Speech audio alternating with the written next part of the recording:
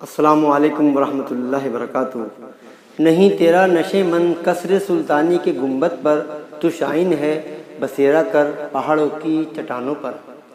اللہ رب العزت نے 18,000 مخلوقات کو پیدا کیا، اور بہت ساری مخلوقات کو اللہ نے پیدا کیا، جن میں شیر، چیتا، ہرن، بھالو، چرند پرند، بہت سی مخلوقات کو اللہ نے پیدا کیا، اور اس میں اللہ نے اشرف جو پیدا کیا وہ اس انسان کو پیدا کیا۔ اشرف المخلوقات کا خطاب اللہ نے اس انسان کو دیا۔ ذرا ہم غور کریں اللہ کے احسانات کے بارے میں کہ اللہ نے جو ہمیں یہ ہاتھ دیے، ان کی کیا اہمیت ہے۔ اگر ان کی اہمیت کو سمجھنا ہے تو ملو ان سے جو اس نعمت سے محروم ہے۔ اللہ نے ہمیں پیر دیے، اگر ان پیروں کی اہمیت کو سمجھنا ہے تو ملو ان سے جو اس پیر جیسی نعمت سے محروم ہے، جو دن بھر دھکے کھاتے ہیں، ادھر گرتے ہیں ادھر گرتے ہیں۔ اللہ نے آنکھیں دی، بہت بڑی اللہ کی نعمت ہے۔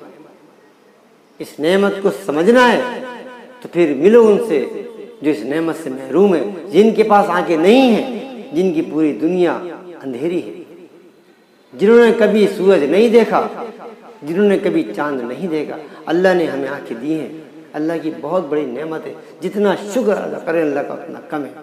اس کے بعد اللہ نے بہترین رفیق شفیق ماں باپ دیے، جنہوں نے قربان کر دیا اپنے آپ کو ہمارے اوپر۔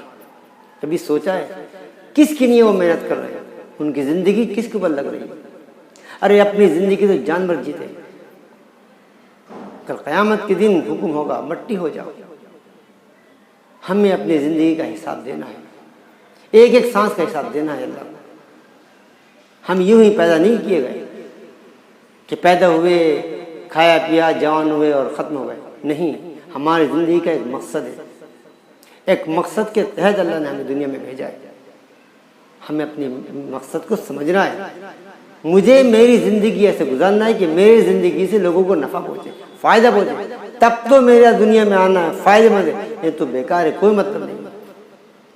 میں دنیا میں آنے کے بعد اگر لوگوں کے لیے نفع کا ذریعہ نہیں بنا تو میرے پیدائش کا کوئی مطلب نہیں ہے۔ مجھے لوگوں کو نفع پہنچانا ہے، مجھے لوگوں کو فائدہ پہنچانا ہے، اسی لیے مجھے پیدا کیا گیا ہے کہ میری زندگی کا مقصد تیرے دین کی سرفرازی۔ میں اسی لیے مسلمان، میں اسی لیے نماز